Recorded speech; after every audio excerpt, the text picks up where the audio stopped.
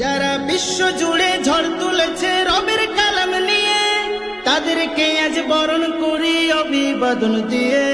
যারা বিশ্ব জুড়ে ঝড় তুলেছে রবের কালাম নিয়ে, তাদেরকে আজ বরণ করি অভিবাদন দিয়ে। তারা তো কোরআনের খাদেম, তাদের নেই তুলনা দাম।